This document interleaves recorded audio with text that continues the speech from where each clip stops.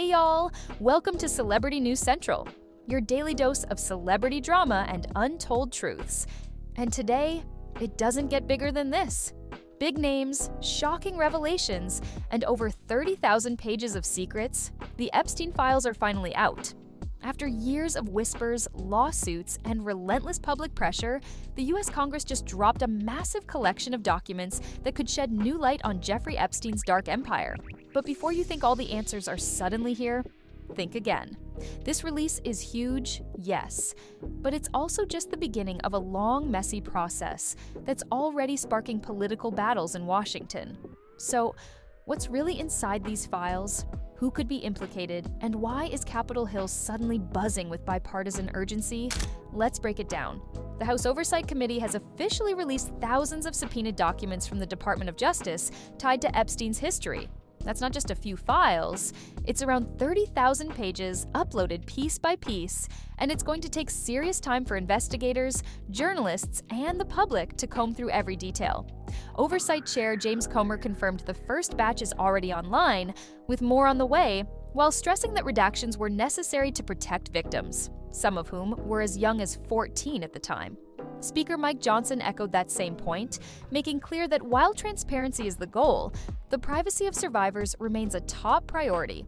This moment didn't come out of nowhere. For weeks, there's been growing bipartisan pressure on the DOJ to release these records, especially with Epstein's accusers still demanding accountability years after his death in jail in 2019.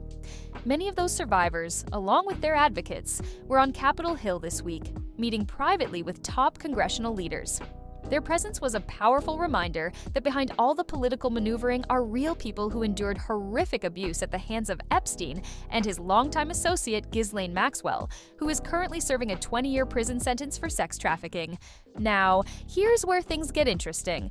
James Comer revealed that among the early documents turned over were files connected to former Attorney General Bill Barr, the Clinton family, and former Labor Secretary Alex Acosta, the very man who struck Epstein's controversial plea deal years ago. Comer says Acosta is set to face questioning later this month, and more subpoenas are already in motion, with even more names expected to surface as the investigation unfolds. He thanked the White House for cooperating so far, but made one thing clear: this is just the beginning. And it wouldn't be Washington without a little political drama. Kentucky Congressman Thomas Massie had been pushing for a discharge petition to force the release of the Epstein files, but Speaker Mike Johnson dismissed the move as poorly drafted and even superfluous. Johnson argues the Oversight Committee is already producing more than Massie's proposal ever would, and with the backing of full subpoena power, it carries actual legal weight. In other words, leadership is confident they're already ahead of the game. But if you think this will wrap things up neatly, don't hold your breath. Reporters on the Hill, including congressional insider Kami Mondo, noted that many were caught off guard by just how quickly this first wave of files dropped. Redactions were made, but there are still serious concerns about privacy, sensitive video footage, and whether the DOJ is truly being as transparent as it claims.